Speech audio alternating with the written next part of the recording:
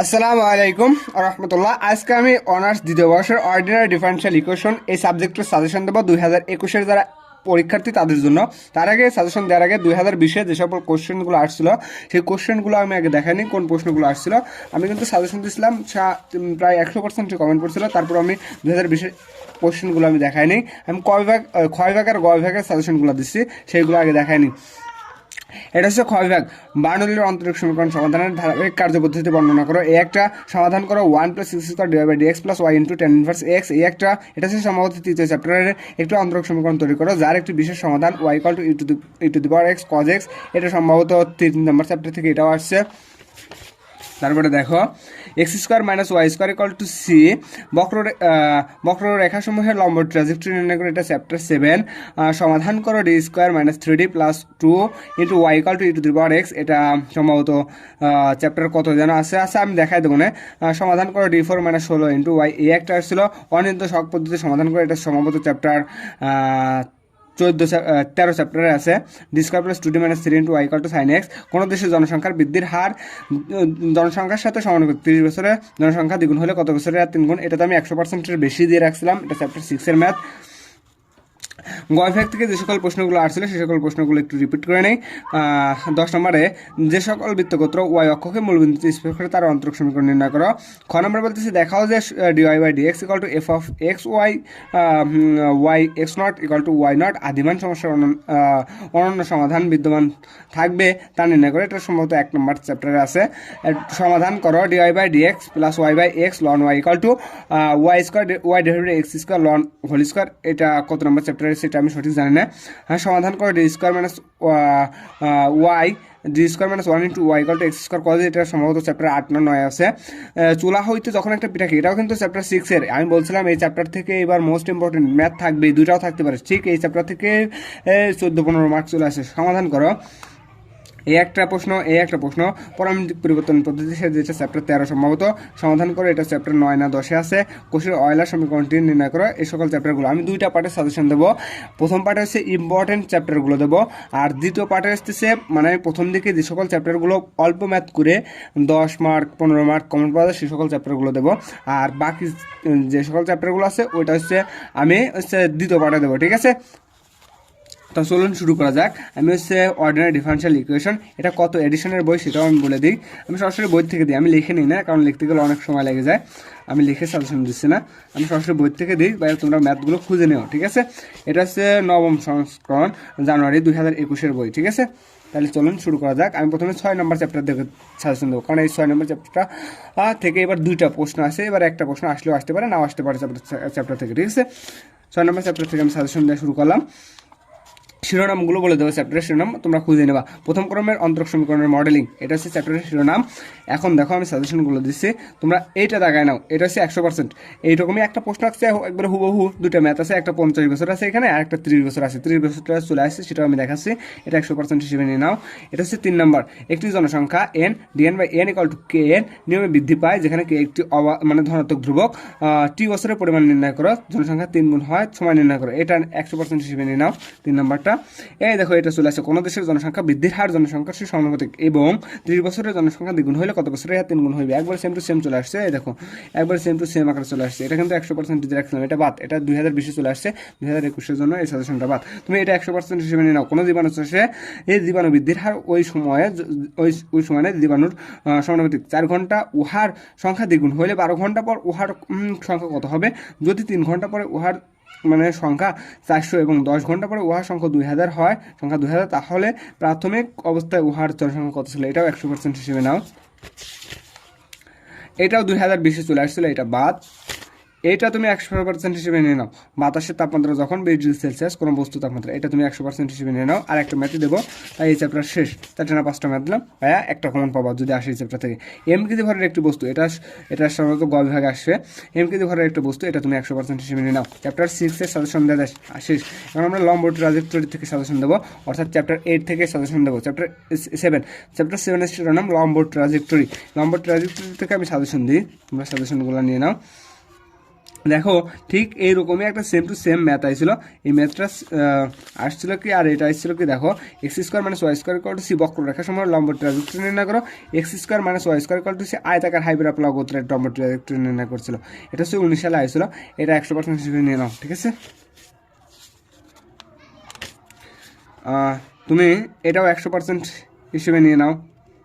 এটা এক্সাম্পল 7। আমি যেগুলো দিচ্ছি এগুলো করলে ইনশাল্লাহ ফার্স্ট ক্লাসের বেশি পেয়ে যাবো। এটাও তুমি 100% হিসেবে নিয়ে নাও। এটা হচ্ছে example 10, x square plus 2y square equal two a square ellipse with গোত্রের লম্ব ট্রাজেক্টরি নির্ণয় করো।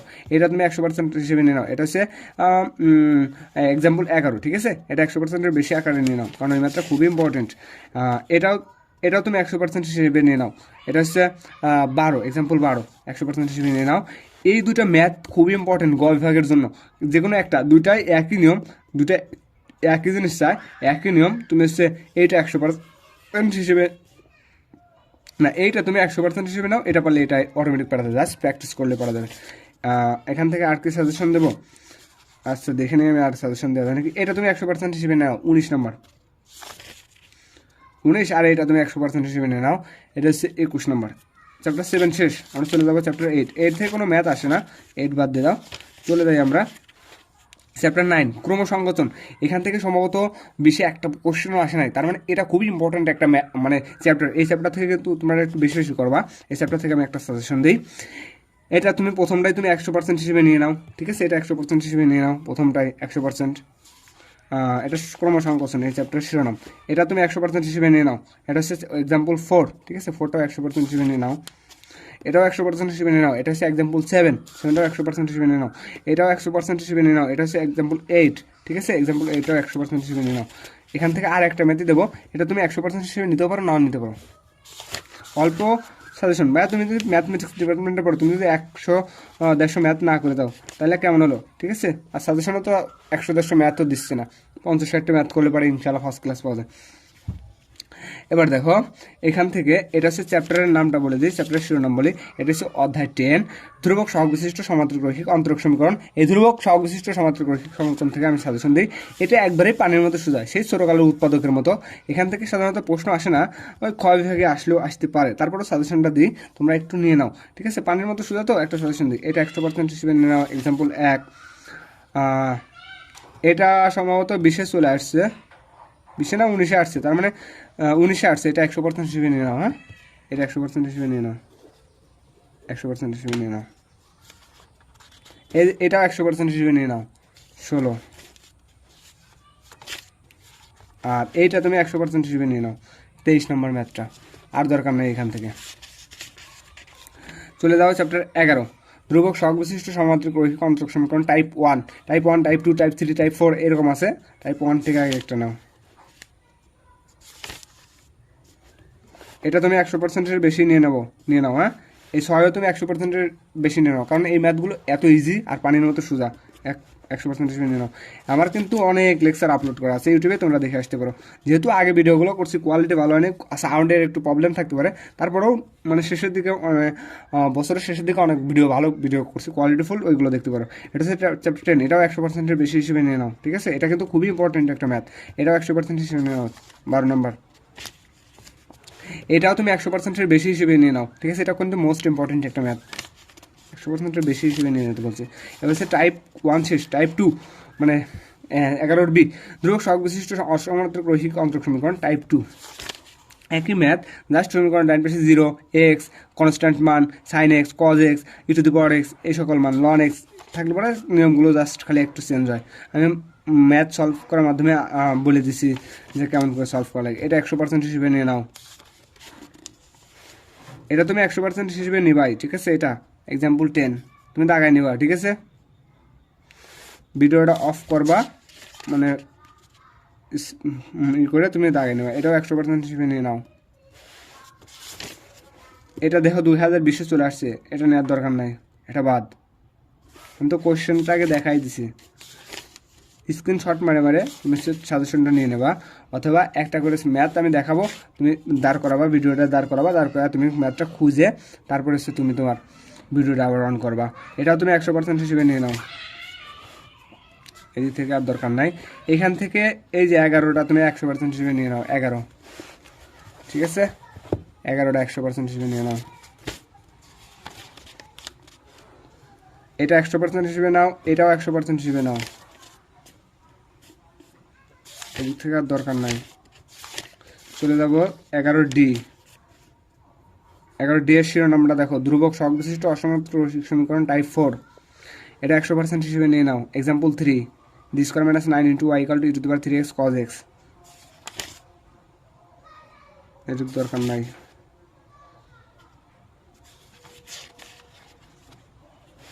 এটা তুমি 100% হিসেবে নিয়ে নাও। Example 11, D square plus 1 into Y X sine X. আচ্ছা, এটা কি চলে আসছে নাকি, আমি একটু দেখে নিই। না, এটা আসে নাই। ঠিক আছে, এটা 100% হিসেবে নিয়ে নাও। এটা তুমি তো 100% হিসেবে নিবাই। X square e to the power X, X square e to the power X, এটা তুমি 100% হিসেবে নিয়ে নাও। এই থেকে আর দরকার নাই, আমরা 11তে চলে যাই। এটা তুমি 100% হিসেবে নিয়ে রাখো। এটাও না, এটা 2020-এ চলে আসছে, দেখে নাও। D square minus 1 into Y X square cos X, এটা 100% মানে 2020-এ চলে আসছে, 2021-এর জন্য ওটা না। এটাও কিন্তু 2020-এ চলে আসছে। হ্যাঁ, পিট দুইটা ম্যাথ চলে আসছে, ভাবতে পারছো যে এই x e to the power x, দেখে নিই এই দুইটাই আসছে নাকি, আমি একটু মানে হ্যাঁ, x x e to the power x sine x, হ্যাঁ এটাও এটা কাটে দাও। এটাও চলে আসছে 2020-এ, এটাও 2020-এ চলে আসছে। তার মানে 11টা তেমন একটা ইম্পর্টেন্ট না, তারপরে করে রাখবা। যদি 2টা না 3টা ম্যাথ দিছি, তাও যদি না করো তাহলে তোমার আর গণিত বিভাগে পড়ার দরকার নেই। অধ্যায় 12, চলক সহগ বিশিষ্ট সমান্তর রৈখিক সমীকরণ। আরেকটা কথা বলি, আমার সাজেশন যারা ফলো করছে তারা 3.61 পর্যন্ত পাইছে, 3.61 পর্যন্ত পাইছে, 3.45 আমার কাছে পড়ে 3.47 পর্যন্ত পাইছে। প্রুফ সহ দেখাতে পারি। হ্যাঁ,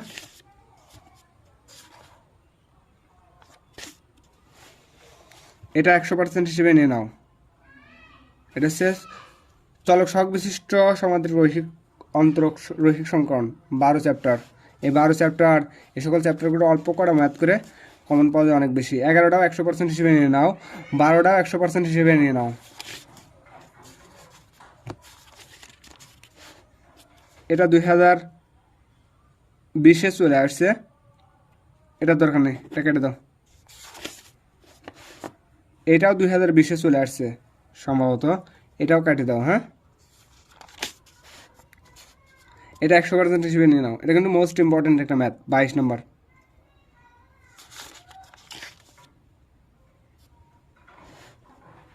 এটাও মানে চলে আসছে 2020-এ, এটা কেটে দাও।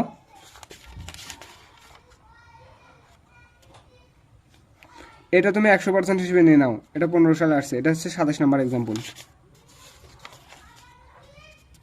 আমরা চলে যাবো চ্যাপ্টার 13। চ্যাপ্টার 13 থেকে অল্প করা ম্যাথ করে 10 মার্কের একটা ম্যাথ কমন পাওয়া যায়, পরামিতিক পরিবর্তন পদ্ধতি। এটার প্রথমটাই 100% হিসেবে নিয়ে নাও।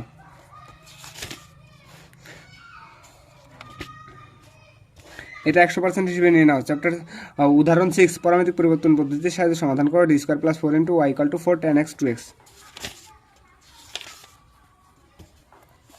15 নম্বরটা 100% হিসেবে নিয়ে নাও। 9 নম্বর এক্সাম্পল।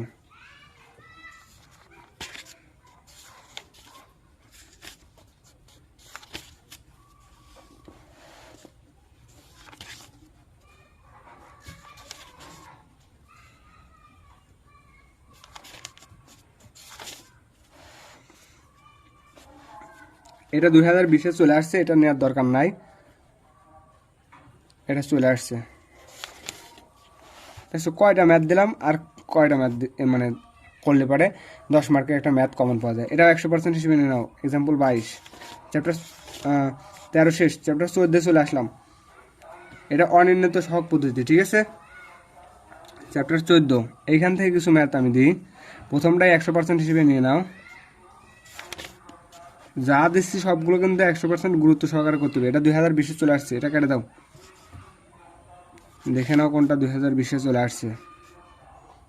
এগুলো একটু করে নিও, কারণ এগুলো ইম্পর্টেন্ট, খুব ইম্পর্টেন্ট ম্যাথ। এটা 100% হিসেবে নিয়ে নাও। 100%। এক্সাম্পল 7,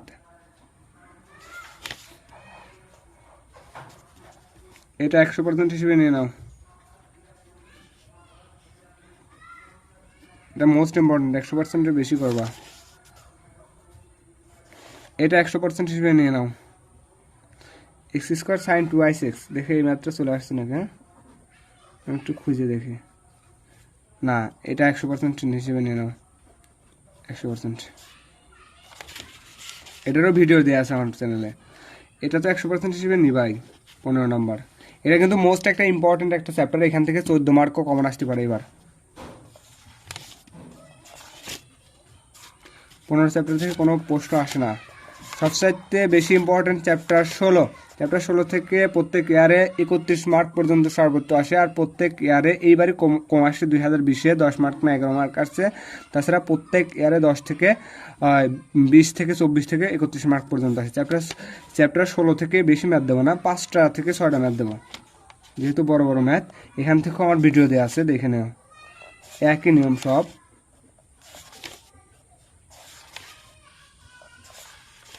দেখে নাও।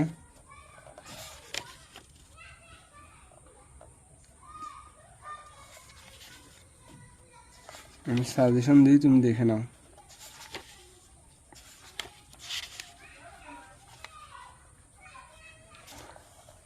এই 11 নম্বরটা তুমি 100% হিসেবে নিয়ে নাও।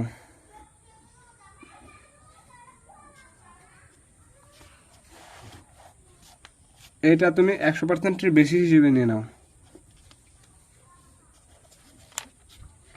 তাহলে 2টা দিলাম।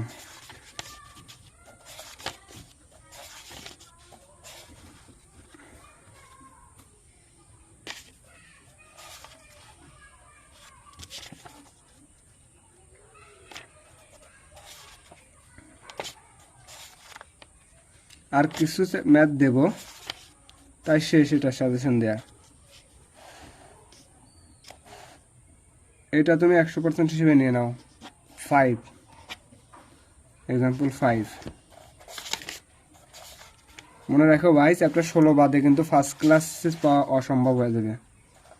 চ্যাপ্টার 16 করতেই হবে।